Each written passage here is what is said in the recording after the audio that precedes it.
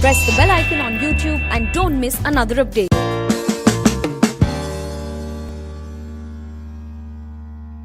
So a bit about yourself, Krea, Sure. and how you got into education. Sure. So after my MBA, I started a business which went well and ran it for 10 years and exited it in 2016. And as I was getting close to the exit, was really thinking about what I wanted to do next, or rather what I wanted to do when I grew up.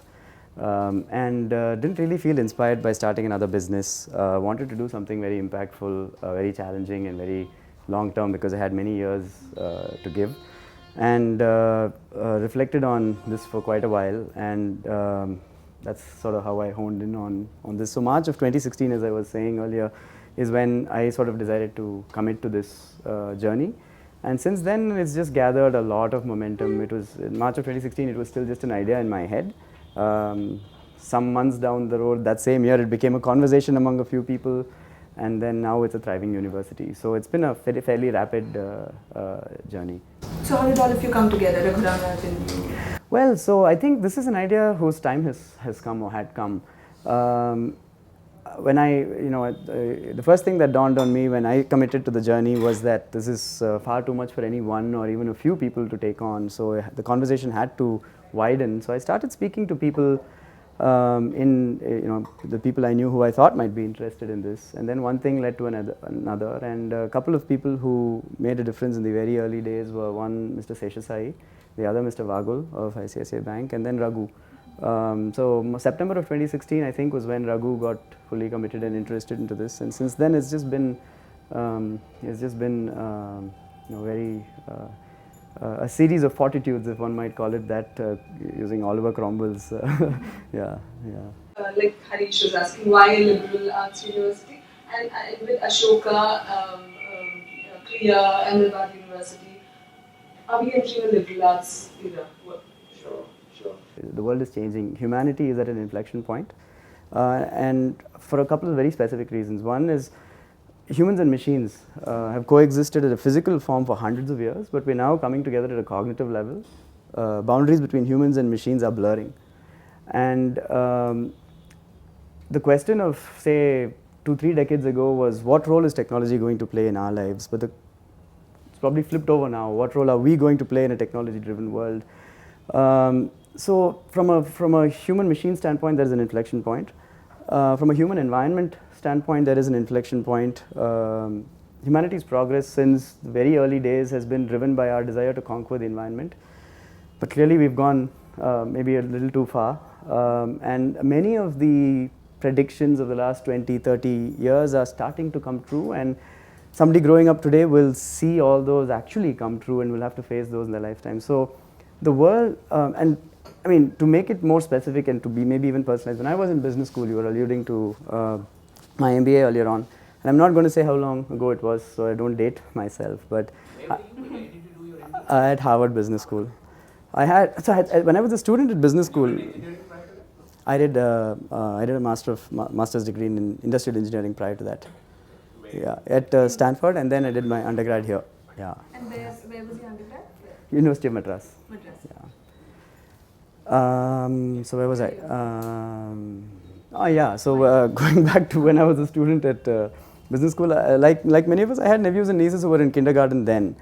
And when I was in business school was when a few dorm buildings away from mine, Zuckerberg was writing the initial code for Facebook. Google was going IPO at the time, and people were wondering, how can a company like Google be worth the same as an iconic General Motors? And today I think it's worth 7 times. We still, there was no selfies back then. We still had to actually carry cameras to take photographs. I don't know if some of the younger folks here will relate to a time like that. But a lot has changed even in the time that somebody who was in kindergarten today, in kindergarten then, is getting ready to go to college or enter the workforce now. And if this pace of change even continues for the next 15-20 years, but it's not going to continue, it's going to be orders of magnitude higher, then how does one prepare themselves for the life and career of 10-15 years from now? And research tells us that somebody entering the workforce today will have to change not their jobs, but their careers 5 to 6 times by the time they're ready to retire. So we've got to break away from thinking of college as a preparation for the first job and really think of education as a preparation for a lifelong career and life itself, because there's a lot to life beyond work. So it's in this context that to prepare, Krea's mission in this context is to prepare humanity for an unpredictable world. That is why we all came together to start Krea, to really study and understand how the world is changing and to help prepare learners for the world of that future. You could have been just one more funder for Ashoka. I mean, why start something completely new? And any reason for choosing Chennai? I mean, you think?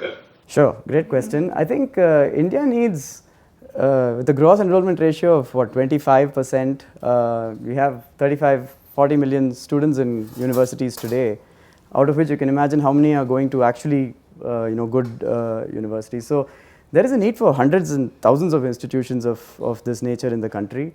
And I think the fact that we are thinking about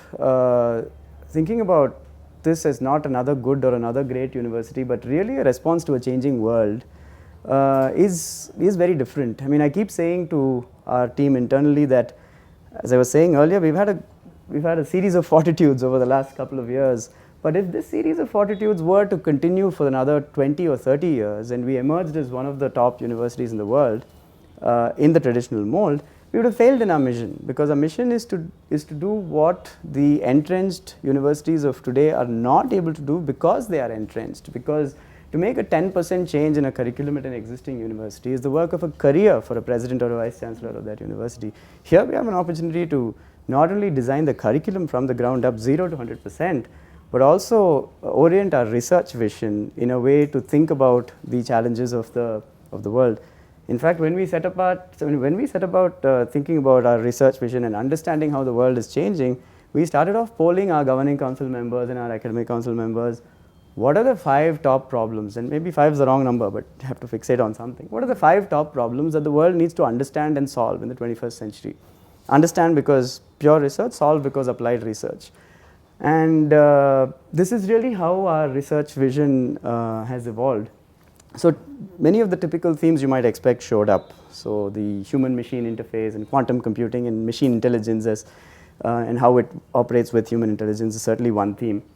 The second one is around the environment, climate, water. South Asia is facing the largest water crisis it's ever faced in its history.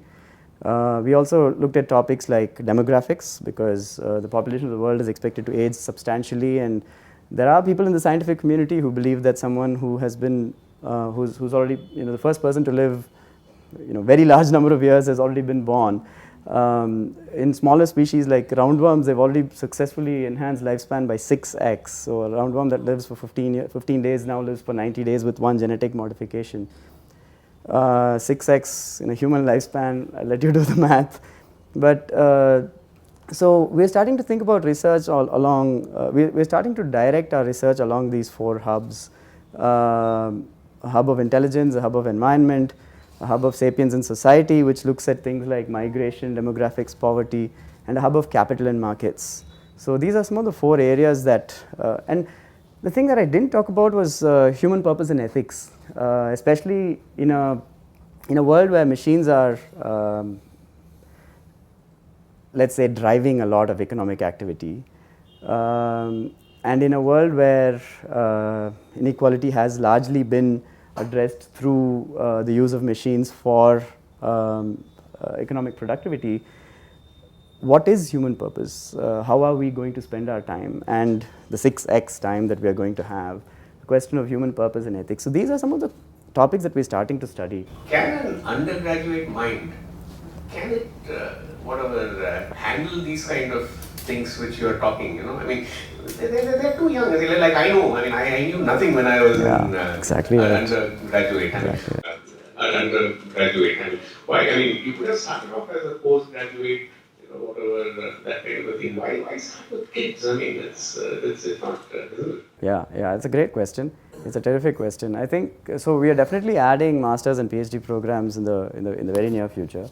And not only because it's a natural progression, but also because it's central to our whole mission of understanding the world of the future and then figuring out how to prepare for it.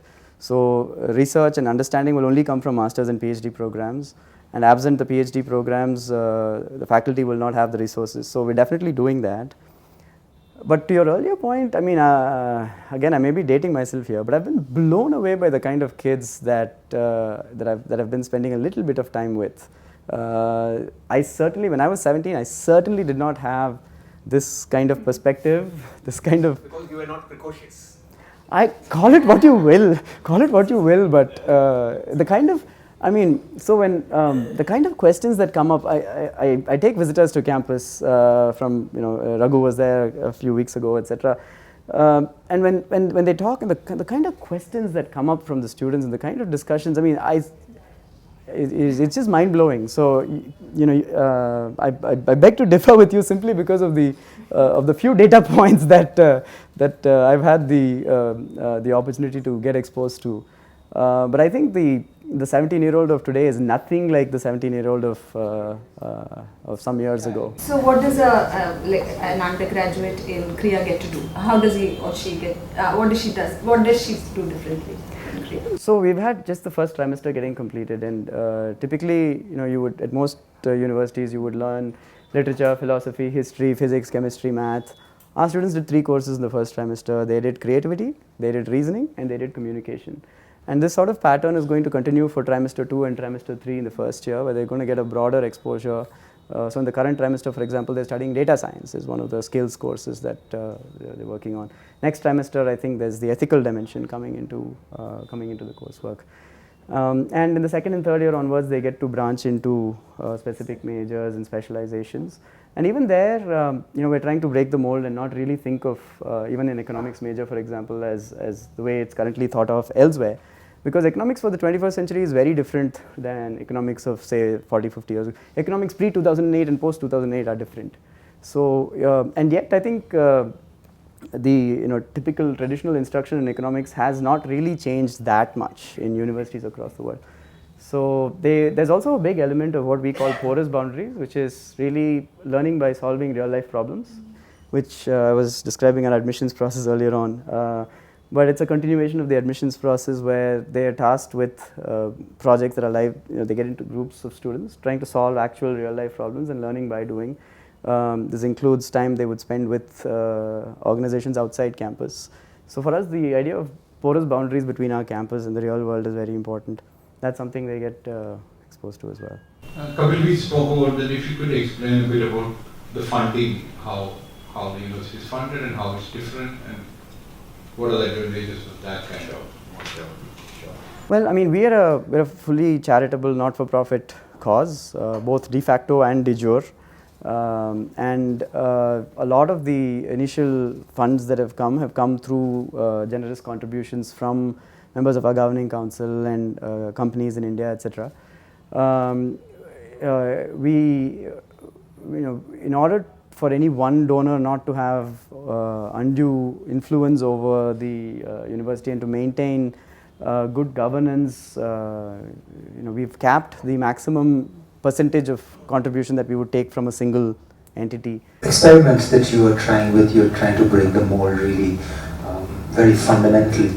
So you said that you've been very impressed with some of the students that you've seen, but an institution like this to be sustainable over a period of time, you also need a sizable faculty, a number of faculty who will be consistently ahead of the curve and keep innovating. Now, our sense is that, do you see that as a problem? I mean, you've got some really remarkable people on board, and I'm sure you're talking to some more, but a few are not going to make an entire university as you grow and as the scope expands. So do you see that as a challenge? I mean, if we see something as a challenge, it is that. Because I think to make a university real, you need faculty and you need students. Governing council, funding, all those you need. But what you really need are the faculty and the students. So far, we've had a very positive experience with attracting the kind of faculty that we really want. And these are folks that are not just highly qualified and accomplished in the traditional sense, but there are also folks who are raring to go to break the mold and think clean slate. These are both a combination of fresh, younger PhDs or sort of, who are almost millennial and therefore very in sync with what we're trying to do. But it's also, people from the system who've been in the system for years, who are frustrated with the system and have been looking for an opportunity to do things differently. We also have these research centers that are already in place. So there are 4 or 5 that are already in place. One is JPAL South Asia, which is Abhijit Banerjee's. So our sponsoring body, IFMR, has been doing his work in his and Esther's. Their team's work in India for the last 12 years has been conducted by us, and that team continues. A lot of them are based in Delhi. We have a Center for Digital Financial Inclusion, which does direct benefit, automation of direct benefit transfers, works closely with the government. This is funded by the Gates Foundation. We have an initiative for what works for women and gender in the workplace in India, funded again by the Gates Foundation. So it's not just about faculty as it relates to teaching, but it's also faculty as it relates to research and innovation.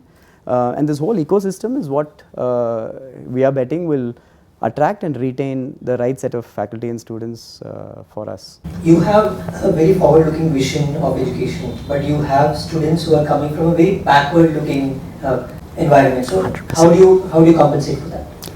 It's a great question, and it is a challenge that we are facing.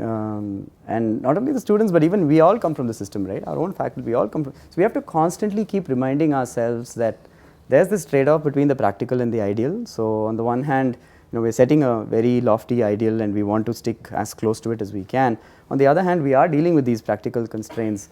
So for example, in our reasoning class, math reasoning class this past trimester, I think one of the a good chunk of the students, maybe a third or more, hadn't taken math after 10th standard, for example. So these are things that we need to have bridge programs. So what we're trying to do is, rather than say that if you've gone to a certain board and chosen certain subjects, we assume you know this.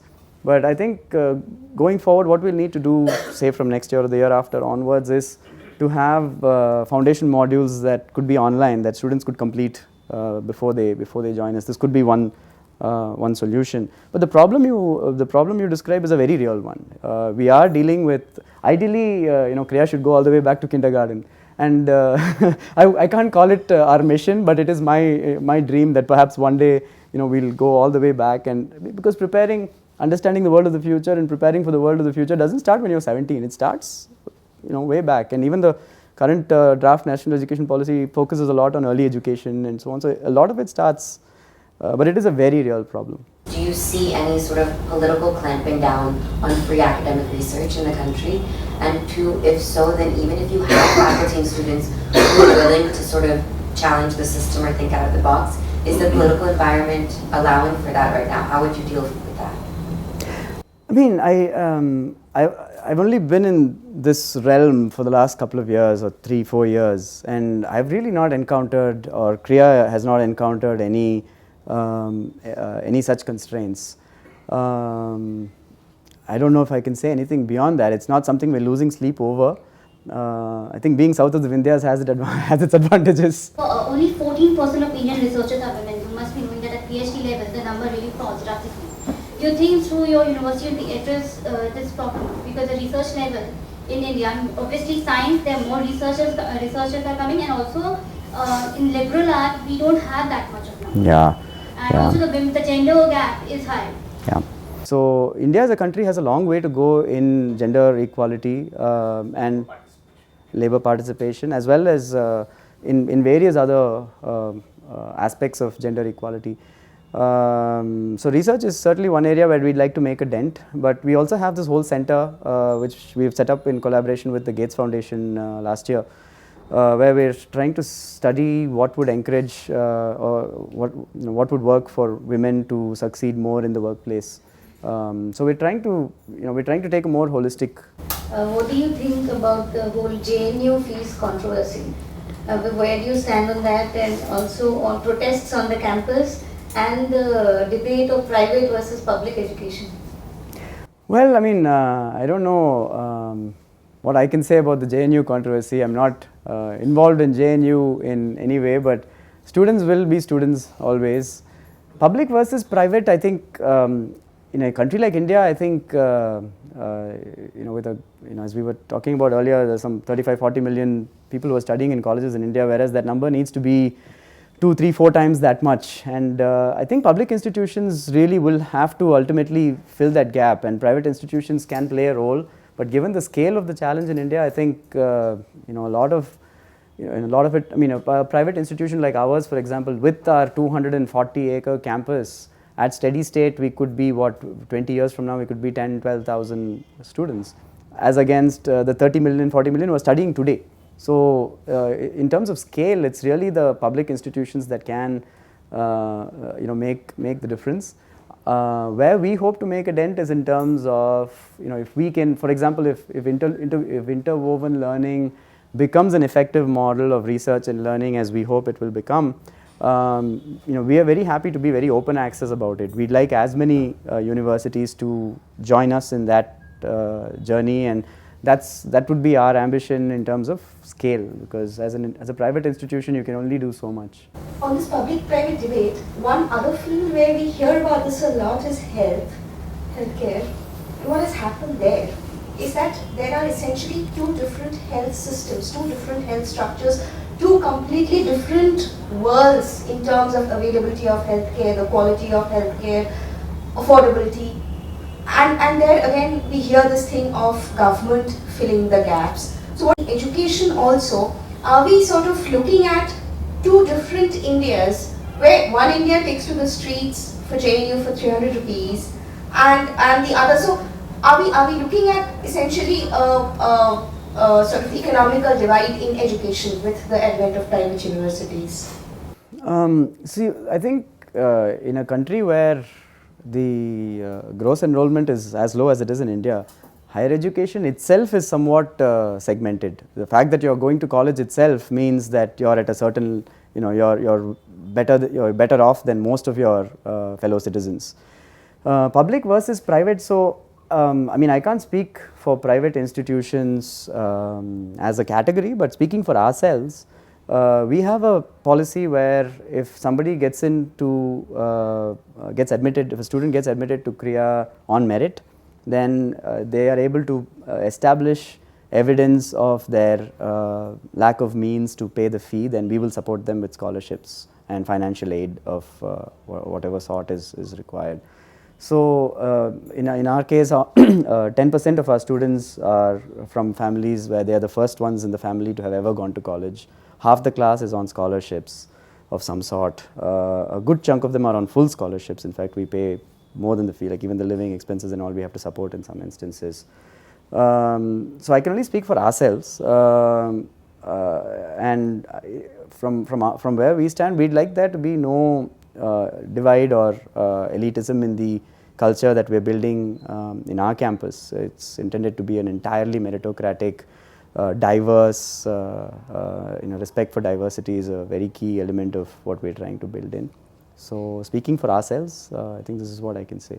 Kapil, I know that you said that there is scholarships for students, but isn't it a genuine possibility of universities like Krea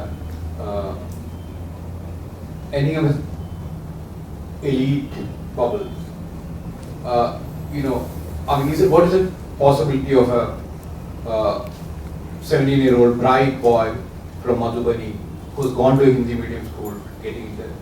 It will be mostly English medium, ICSE, CBSE students who are there. So we've actually, the possibility that you described certainly exists, but we are guarding against that possibility very actively.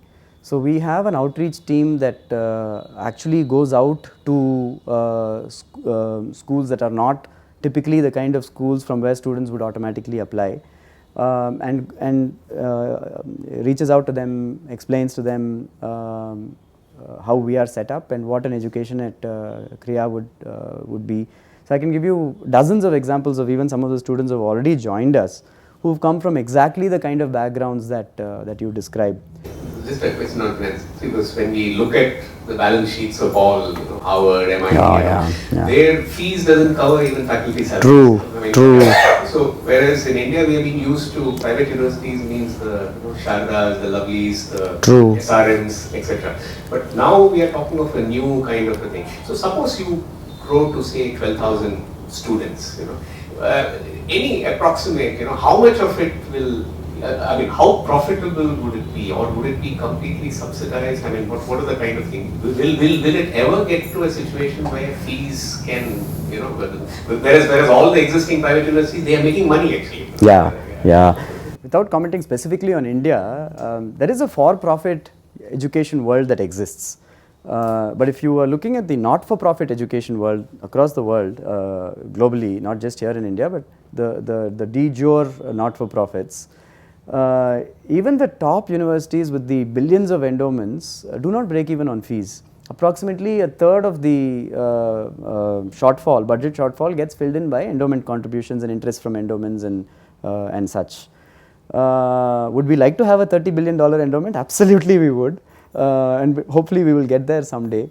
But even at even at 12,000 scale, I think we'll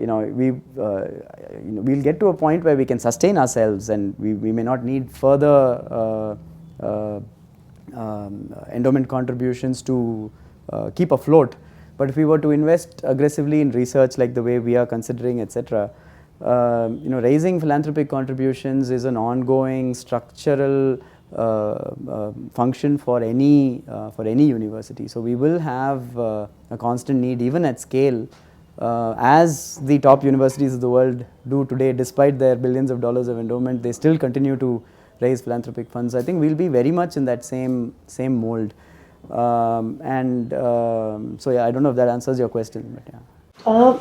In terms of international ranking, Indian universities have always, and for several reasons. What do you think are those reasons, according to you, why Indian universities are much lower on ranking than they would like to be, of course, and what is the way to overcome that, perhaps? Sure. Well, I think there is, my personal view is that there is an overemphasis on, overfixation on rankings per se. And it's great that there are some universities in India that are getting into the top 500, etc. But I think, I guess looking at it from both a national level and an institutional level, I think our national imperatives for higher education are not entirely consistent with the imperatives of a ranking, the outcomes that a ranking person would expect. So you have to calibrate for the state that a country is in and its goals and its objectives. And as a private institution of the nature that we are looking to get off the ground, it's again difficult for us if you're looking at, we're not engineering, we're not liberal arts, we're not medicine. So, how are we really? So for us, it's more important to focus on innovation and look at a broad set of parameters for excellence and not just say rankings. There are other parameters for excellence which are more broad-based. And so in staying true to our journey of innovation and excellence, we're trying to see how, excellence is a journey. We have started off at a certain level, but to get to the global levels of excellence, we'll have to incrementally improve every year, 5, 10, 15% every year for the next 120 quarters to get to where, in terms of excellence. But innovation is something we can make a dent in, it can be a step function change. It doesn't have to be a gradual incremental change. So innovation is something that, and I don't know to what extent by being innovative, you're going to get rewarded with a high ranking, etc. But given the context of the changing world, preparing for the understanding the changing world and preparing for the changing world, we just want to stay true to our mission of helping humanity prepare for an unpredictable world, rankings or otherwise. So I did a 1-year course at Ashoka last year, PG diploma, and during informal sessions with Pratap Bhanu Mehta, with undergraduates as well. So the concern among undergraduates predominantly was that this is kind of a bubble. So we are in a bubble for 3-4 years studying courses like critical reasoning, critical writing. So how do you translate that? Everyone in the end is chasing a placement, right? So do employers want that kind of knowledge among students? So my question is that even though we are studying different subjects like critical writing, even I studied that, but at the end of the day, the jobs outside are pretty standard. True. So how do you deal with that, a student who's doing an undergraduate degree there? Now, is there a proven path for people with this skill sets? No, because we're just sort of paving the road now. So I think it will start to happen over time that there is a set process for large companies to go and recruit at universities with different approaches, as they do, for example, at business school. So there is like placement week at business school, etc. I think similarly placement processes and procedures will set in as the market starts to understand, accept. I think there are pockets within the markets which already understand, accept and want this. And how difficult is it to set up a private university in India? What are the roadblocks along the way? Well, a lot of things need to fall in place. You first need to have a series of fortitudes like the one that we had. For example, the government of Andhra Pradesh, a new state, had just introduced an education bill which had passed into an act in 2016, I think was when it was passed, which was welcoming of private universities to come and set up. So that opened up the regulatory pathway for us. So the regulatory pathway is extremely important to be a degree granting university. This is not true of every state. Not all states have this, only some states have it. The second is the land and the resources that are needed. And the third is to get sort of the right group of people coming together with the right intentions and alignment.